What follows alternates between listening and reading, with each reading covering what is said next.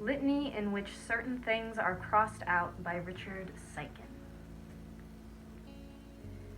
Every morning the maple leaves. Every morning another chapter where the hero shifts from one foot to the other. Every morning the same big and little words all spelling out desire. All spelling out, you will be alone always, and then you will die. So maybe I wanted to give you something more than a catalog of non-definitive acts. Something other than desperation. Dear so-and-so, I'm sorry I couldn't come to your party. Dear so-and-so, I'm sorry I came to your party and seduced you and left you bruised and ruined, you poor sad thing. You want a better story. Who wouldn't? A forest then. Beautiful trees and a lady singing. Love on the water, love underwater, love, love, and so on. What a sweet lady. Sing, lady, sing! Of course, she wakes the dragon. Love always wakes the dragon, and suddenly, flames everywhere. I can tell already you think I'm the dragon. That would be so like me, but I'm not. I'm not the dragon. I'm not the princess either.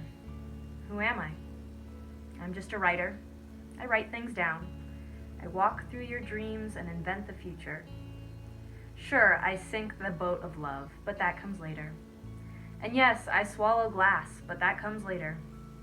And the part where I push you flush against the wall and every part of your body rubs against the bricks. Shut up. I'm getting to it.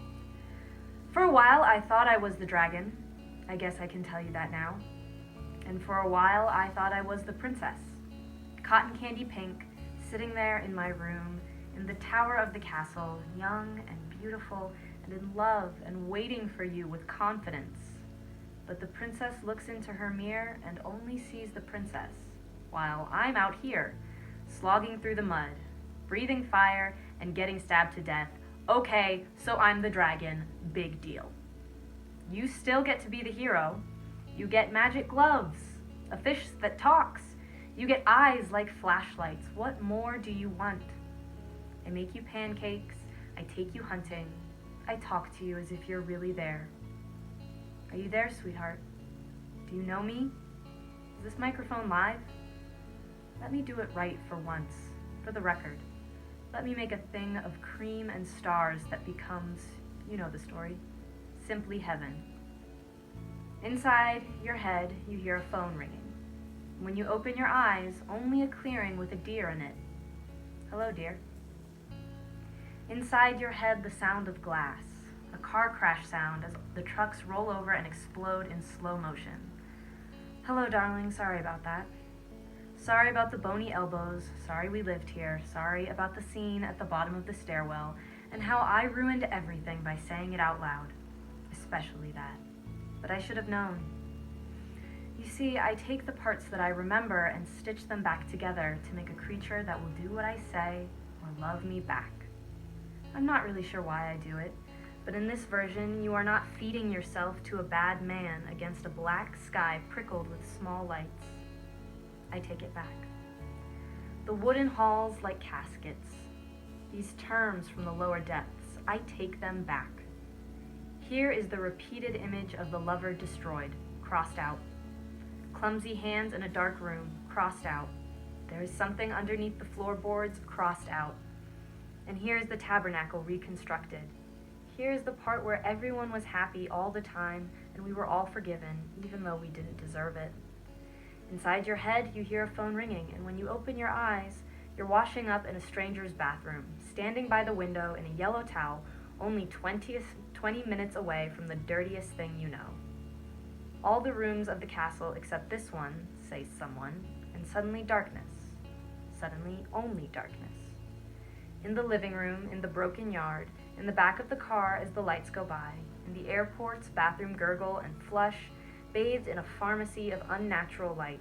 My hands looking weird, my face weird, my feet too far away. And then the airplane, the window seat, over the wing with a view of the wing, and a little foil bag of peanuts. I arrived in the city and you met me at the station, smiling in a way that made me frightened. Down the alley, around the arcade, up the stairs of the building to the little room with the broken faucets, your drawings, all your things. I looked out the window and said, "This doesn't look too much different from home," because it didn't.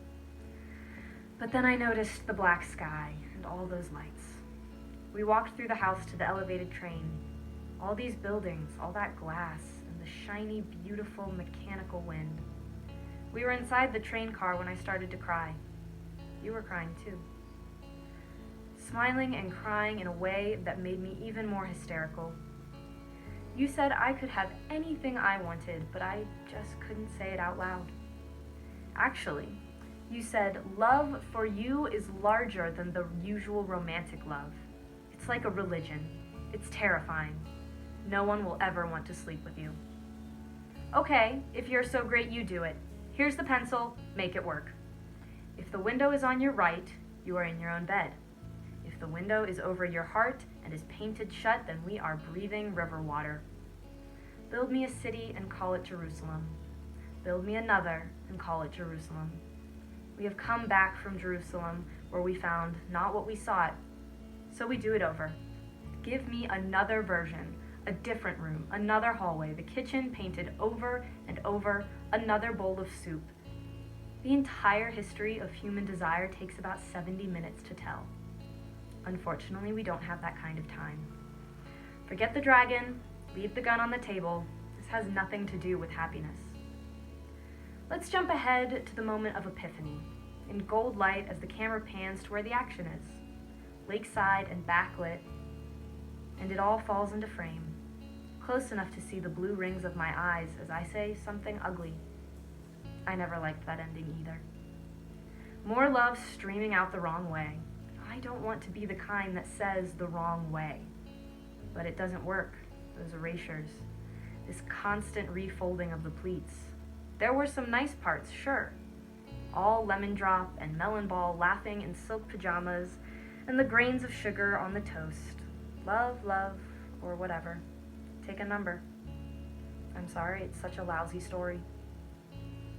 Dear Forgiveness, you know that recently we have had our difficulties and there are many things I want to ask you. I tried, that one time, high school, second lunch, and then again, years later in the chlorinated pool. I am still talking to you about help. I still do not have these luxuries. I have told you where I'm coming from, so put it together. We clutch our bellies and roll on the floor. When I say this, it should mean laughter, not poison. I want more applesauce. I want more seats reserved for heroes. Dear Forgiveness, I saved a plate for you. Quit milling around the yard and come inside.